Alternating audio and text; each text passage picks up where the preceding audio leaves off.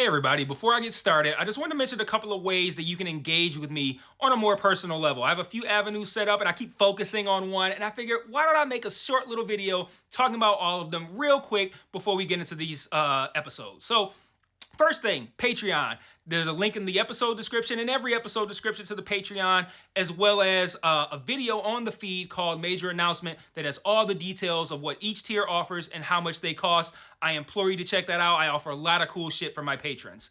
Second thing, the Discord channel. There's also a Discord link in the episode description and in every episode description. I have multiple channels set up there for each show that I'm covering, and it's a great way to just engage with me. I have a channel set up for MMA talk as well. I'm a big MMA fan, so if you're an MMA fan, you can check that out as well. There's a link to the Discord in the episode description. And then lastly, the Facebook and Twitter. Social media. Follow me on there. I post news on there. When I say news, I mean like, hey, I'm stopping covering this show. Hey, I'm starting covering this show. Let me know what you think about this. I do live watches of things on Facebook where like I'll check in and say I'm watching so-and-so show, and then I'll like live comment while I'm watching it, and that'll be cool if maybe you watch that show too and you want to watch along with me, or you're watching it later and you will see my thoughts, which are usually pretty entertaining because I'm usually pretty high when I'm writing them. So check out all those links in each episode description, and let's talk about this episode. Peace. One mic, one mic. Yeah. All I need is one mic. One mic. Yeah. All I need is one mic. One mic. One mic. Hey everybody, welcome back to One Mic, and today I'm here to talk about Season 4, Episode 5 of HBO's Succession, entitled Kill List. Succession titles have been a lot easier this season. I don't have to go look up no poetry or nothing like that. This was it's pretty straightforward, but I think it also might have a less straightforward explanation, but I think it directly points to the kill list that we hear about discussed in this episode, and the names that we hear on it at the end. The names that we hear are supposedly on it at the end of it. We don't know if for sure if those names are going to be on it or not. But it could also have a less overt meaning as well. Like it could be referring to Kendall and Roman's desire to tank, aka kill the sale. I don't know. That's not a list, but I'm reaching here. I'm trying to make this title a little bit less obvious, just because that's not really Succession's way of doing it. But hey, whatever. It's not a big deal. Anyway, I thought this was a really another really solid episode. I think the show was 5 for 5. It's not like they all can't be like episode 3. It didn't blow my mind or anything like that, but still another standard Succession episode. Another great and compelling hour of television. That featured another one of my favorite things about Succession. I talk a lot about how this show works in between the lines. A lot of what we see isn't the reality. What they say isn't the reality. It's what's underneath the surface that's the reality. But something else this show does, it doesn't do it as often, but it did it here, is it subverts my already subverted expectations. But we'll get to that in a little bit. But I want to talk also real quick about the views in this episode. I thought in particular were just really jaw-dropping. The Norway scenes are just stunning. The scene at the top of the mountain, the scene when the shot when they first arrive. I just really like the fact that I feel like we get some insight into how the ridiculously rich live, but we did get different insights, right? We don't get the your standard, they got big houses and they fly private planes. Yeah, but I like seeing that Matsson has this Norway retreat where you got to fly there, then you got to drive a certain distance, then you got to take some golf carts an additional distance. And then maybe if this is where he is, you might have to take a goddamn ski lift thing up to where he's actually at. And it's so extravagant. But I think it paints a fuller picture of the world that not just Matsson lives in, but that these characters in general live in. And I always find that to be really interesting, just kind of seeing examples that feel like real examples of what these people live like. And it's not just, nice clothes, fast cars, and all that kind of shit. So really good stuff here. Like I said, I enjoyed this episode. But I want to start with talking about Kendall and Roman. This is where I'm going to spend the majority of the episode. I think this is where the meat of the episode is at. Everything kind of spins off of what they're doing in this episode. So this is where I'm going to spend the most time. So I want to start by... we're talking about the very beginning of the episode. Kendall arrives at the start of this episode blasting Takeover by Jay-Z. And I'm sure you need to hear nothing more than the name of the song, Takeover, to understand why that song was chosen. It sounds like something Kendall would ride into the office playing on this in this type of situation anyway. You know, his first day as the CEO after the whole name on the paper fiasco of last week. Of course he would come into this song. But you know, he walked into the Waystar Royco offices like a boss. He's getting applause. He hugs Roman. Side note, we see that they're both already there though. Like, and Roman looks like he's been there for a while. I thought that was interesting. Like, you know, Kendall was the one that was named CEO, but Roman takes it seriously and shows up the first day afterward. Well, I don't know how early, but significantly earlier than Kendall did. But we all know these characters so well that even though Kendall is normal on the outside, he is so incredibly fulfilled in this moment, in this scene, on the inside. And I like knowing that, because we know, like, Kendall's just walking around looking like Kendall, but you know, on the inside, he's smiling like the Joker. So I thought that was nice. So everyone finds out that Madsson wants them to come out to Norway, and he wants everybody to come out to Norway. He essentially seems to want to vet the major players in the company he's buying, which makes sense. And they say that. They kind of rationalize their way out of worry and into like, oh yeah, this is perfectly normal. But you could tell they were a little worried. So once the team gets out to Norway, we see that Madsson kind of has like his version of the Waystar people, which I thought, like, every one of those interactions I thought was really good. I like Hugo's interaction with the ski guy or whatever. I thought that was really good. I will be talking about Madsson's version of Carolina very soon.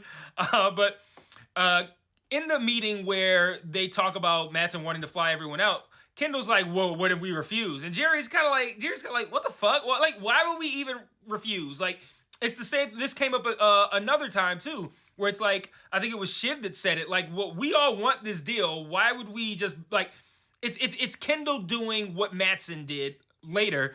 It's like, it's just a power play, and he's all about, I want to make the power play. He's not thinking about what makes sense because he's not a serious person. He's only thinking about how can I make it look like my dick's bigger than the other guys? That's all Kendall's thinking about. But it also continues to plant the idea that Kendall wants to sabotage this deal. And I've been doing it since episode 2, and Kendall now has everything he's wanted this whole time. And he's already rich, as he hilariously pointed out to Madsson in this episode. So what would be Kendall's motivation to do this deal? Like, this is what he's been he currently has what he has been working for. So why would he take this deal? Like, he has every motivation to tank it. But I also want to take a quick diversion to talk about how hilarious I thought Kendall was this week. Like, overall, bad episode for Kendall. And, well, I can't quite say and Roman. Roman, even though he suffers the same consequences as Kendall, he doesn't look like a fool the whole way along like Kendall does. But Kendall was really funny this week. I love the already rich line that I just mentioned in response to Madsson saying he's going to make Kendall a rich man.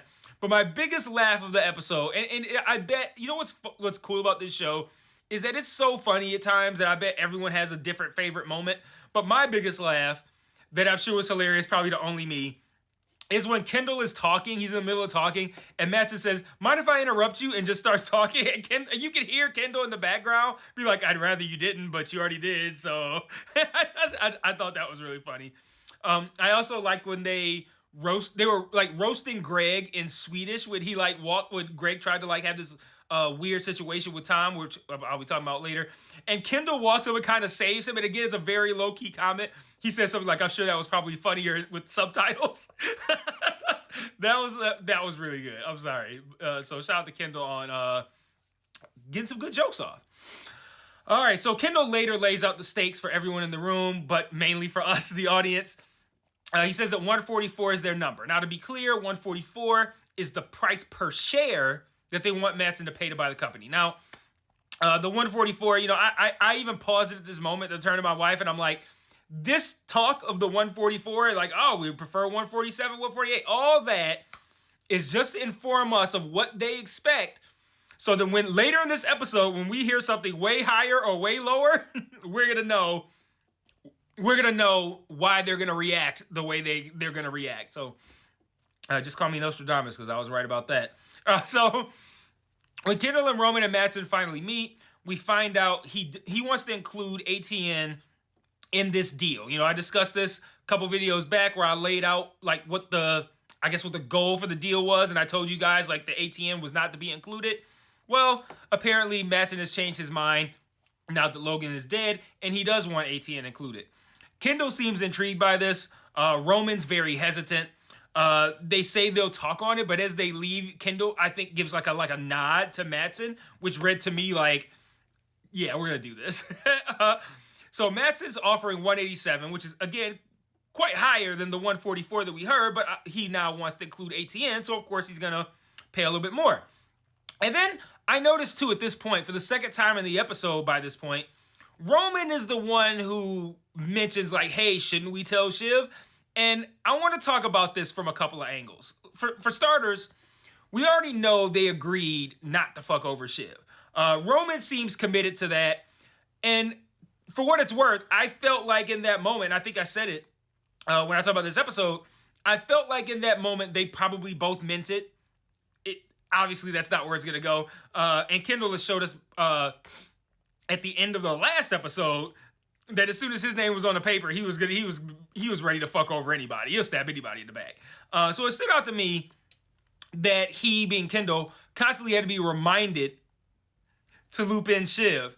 And basically, it took very little, just his name being on the paper, for Kendall to be cool and accepting of betraying Shiv. Like, he's already drunk on power that he's about to sign away anyway, right? Like, theoretically, if he's not taking the deal, he's getting a this 1 or 2 day taste of the power that he's been wanting this whole time. So yeah, it's gonna go to his head. He's gonna become drunk with power, and he's gonna become very season 1. I feel like everyone's gonna become season 1 versions of themselves, except Roman, who is now grown into someone who we might even consider to call mature.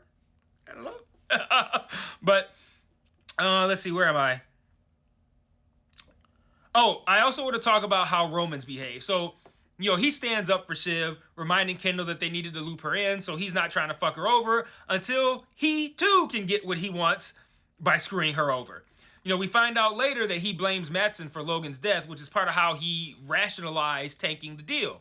Now that screwing over Matsson by taking the deal can give him something that he wants, which is screwing over the guy that he thinks killed his father, now he's on board with not telling Shiv. And I think that's interesting too. So one brother isn't necessarily better than the other in this betrayal of Shiv. They both were willing to do it to get what they wanted. They just wanted different things, and one got what he wanted a little bit later than the other one. That's pretty much the only difference here. When they finally do loop in Shiv, she wants to throw ATN into the deal. She doesn't care. I think she said it was a toxic, I can't remember what she goes. It was a toxic something. And Roman keeps bringing up what Logan would have wanted, which couldn't be less relevant right now, right? Like, you're making this deal for you guys. Like, what Logan wants is irrelevant, unless you just want to honor him, but, like, this isn't the time or the situation to honor your dead father by doing his wishes. You do what's going to benefit you. But when Roman and Kendall meet with Matsson again, they now want a price without ATN included. And the conversation turns more into one about the value of Waystar, Royco, ATN, the kids, all of that, and ends particularly venomously when Matsson says they're good parts but a bad brand, and then he says he doesn't care what Kendall thinks because they're a tribute band. Ew, ouch. that hurt me, like, man. And hearing that, that fucked with them, and he probably knew that would fuck with them. Kendall and Roman later talk with each other, and this is when Kendall reveals he wants to tank the deal. I was actually even surprised. I was surprised he even revealed it. Like, I thought it was going to be something he just did, and then, like, we, the audience, would know that it was something that he did on purpose, and no one else would know. I didn't know that he was just going to announce it openly like that. But like I said, this is what Kendall's always wanted. Kind of feels like Roman is peer pressured into this, but we later find out again in the final conversation with Matsson how Roman really feels. Kendall ramps up the releasing of the bad PR stories and plans a screening for their shitty, expensive movie for the next day, the one about the sleeping robot. Like, what the fuck? All of this clumsily done in hopes of getting Matsson to walk. And Matsson calls this out when they're having their conversation at the top of the mountain. He calls out the movies, the shittiness of the movie, the bad stories, all this. He says Logan would be ashamed of them. He also says Logan's kind of a dick, which Roman takes offense to, even though it's true. And he asks if he's going to have to go around them and talk to the board. And this sets off Roman, who I think this is... Every now and then, I say something to you guys, I'm like, this is why you watch me and not the other motherfuckers. I remember this when this happened, which is very rare, but when Roman goes to walk up to Matson's pissing up against the side of a rock, and Roman just hops up right there on the rock. And to me, this was a callback to, I don't know if you guys remember, it was last season when Matson and Roman were having a conversation, and they were talking about like the slow speeds of their website or something, and they were saying they were gonna piss. It was a play on words, like we're gonna stream on your shitty stream or something like that, right? And Roman says something like, I'm not comfortable peeing around other people or something like that, and he doesn't give a reason. And I feel like it's a callback to that scene, right? And now he has no qualms about being near someone pissing because, and I think that's meant to show us in a comfortable situation when Roman's just being the person he's supposed to be, and he's allowed to be himself as far as like his weirdness. He's like, yeah, no, I'm not comfortable pissing around people or whatever. But now in this moment of just this raw realness, that's not even a thought to him. It's like, I gotta tell this motherfucker who the fuck I think he is. And the pissing thing isn't even an issue. And I think that's important to let us know just how serious Roman was in this moment. That's something that he was uncomfortable with before, he doesn't even bat an eyelash at right now because he's drawn the line at how Matsson has talked about his father. I think that's really cool, right? This is Kieran Culkin's Emmy scene, right? Am I wrong here? Like, this is his fucking Emmy scene, right? Like, we get Roman revealing how he's truly feeling, says he's dying, but everyone else is cool. I'm dying, but everyone else is cool. He berates Matsson for making them come out there so soon after their father's death, which is legit, right? Because that was absolutely a power play. Everything on this show is a fucking power play. And it speaks to the coldness of Matsson's character that he saw Logan's death as an opportunity to press his kids. And then Roman reveals that he blames Matsson for Logan's death, and he hates him and will never sell to him. And then Matsson says says he's fucked himself, and that's because he has. Frank gets a call while they're on the plane leaving, saying the offer is now 192, and they're now essentially forced to very publicly accept this offer, and they have to pretend, they being Kendall and Roman, have to pretend that they're happy about it. And the cool thing about this turn of events is that the one time one of these characters, Roman, stopped bullshitting and was honest about how he really felt, it fucked him. And I think that speaks to this show quite a bit. It's a show where everybody's bullshitting everyone else all the time. No one's saying how they really feel. And the one time someone says how they really feel, they pay for it. That's Succession, baby. That's the writing we're here for.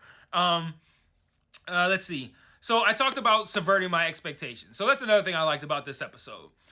Kendall and Roman deciding to tank the deal last minute, that subverted my expectations. I'm thinking the deal's going to go through. Now, again, I suspected that Kendall might want to tank the deal, but then not openly like this. Like, he would sabotage it, and it would be a thing where, like, the deal doesn't work out. We'd find out way later that Kendall was behind it, something like that. But they very overtly are just like, hey, yeah, we're here to take the deal. So that's subverted my expectations. Wasn't expecting that going into the episode. Now I'm sitting here like, oh, wow, I can't wait to see how they're going to do this.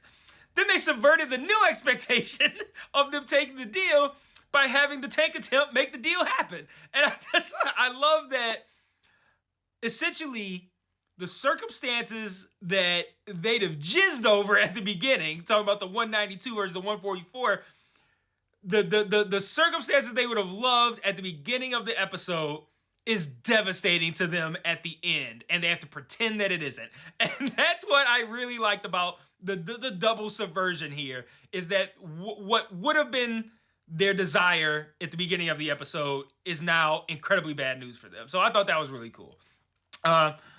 Moving on to Shiv, and we're still we still gonna have to talk about the end of this episode. But I also want to talk, well, like the end of this episode from Shiv's perspective. I've just talked about it from Kendall and Roman's perspective. Now I want to talk about it from Shiv's perspective. Well, I'm talking about Shiv in general, but we're going to revisit several of the moments that I discussed in the Kendall and Roman section. We're going to revisit some of those in the Shiv section. So Shiv starts this episode mentioning the bad stories she's been seeing in the press about Logan, the ones that we know Kendall told Hugo to put out.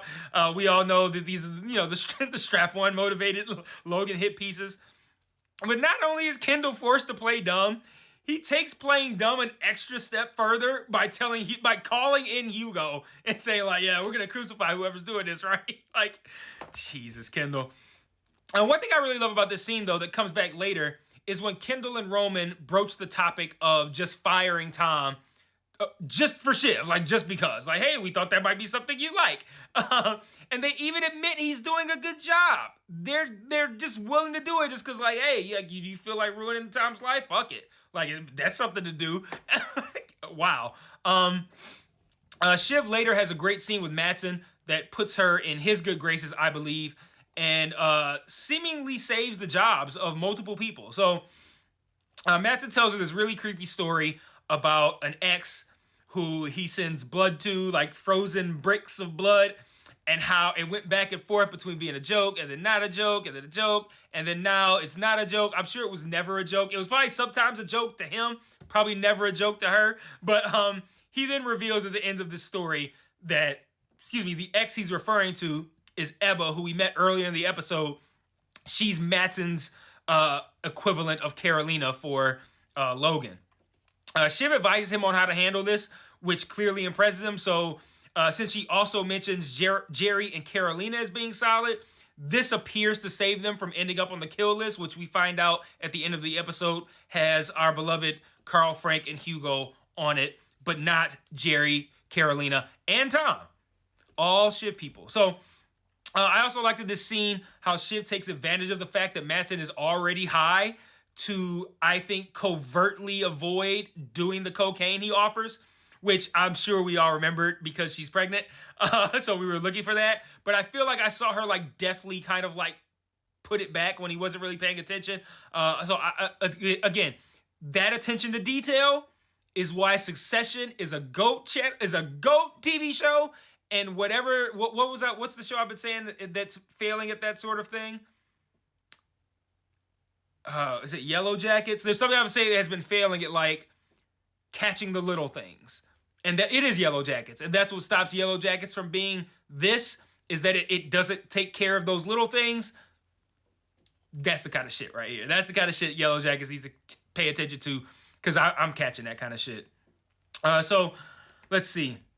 Matsson ends this scene by telling Shiv that she could take a joke like her father, which of course is going to give her what she wants as well. So we talked about what Kendall wants, which he got. We talked about what Roman wants, which he didn't get. And now we're talking about what Shiv wants, which she got, which was this validation of like, oh, you're so much like Logan. And this has to be proper motivation for Shiv's behavior at the end, which now I kind of want to talk about as well. So two things with Shiv here. One, I want to talk about how she treats Tom. She doesn't tell Kendall and Roman to fire Tom, but after the conversation with Matsson, in which she's made to feel vital, useful, important, smart, like her father, she comes back and makes Tom think he's about to get fired, and then tells him to fire Sid, just as Logan would have done if Logan were alive. And just like Kendall started this episode feeling on top of the world because his name was on a piece of paper, but by the end of it, he looked like a fool. I wonder if the same thing's going to happen to Shiv. Like, she's going to feel on top of the world starting the next episode, wondering how she's going to be feeling by the end of it.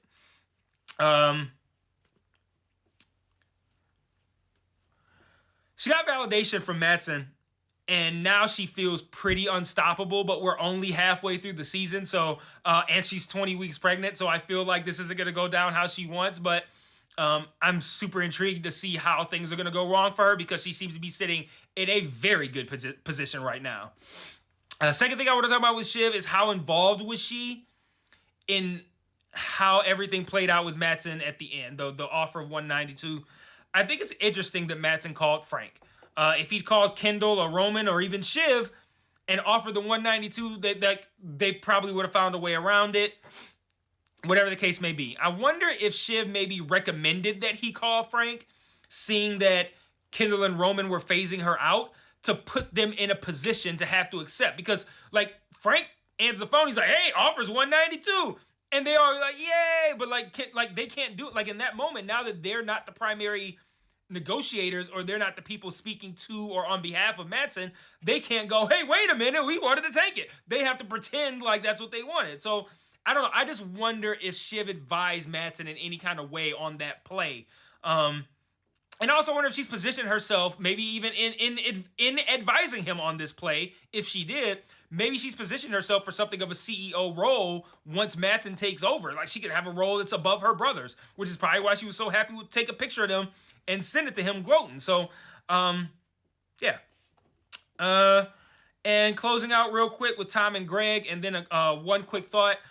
Greg tries to align himself with the Roy kids a lot in this episode, which I thought was kind of weird. Not weird that he tried to align himself, but I feel like he was a lot more aggressive and obvious with what he was trying to do here. Like, he's been making moves, and he's making moves in this episode, but he's been making moves earlier too, like a lot more subtle. Remember how I made a mountain out of a molehill?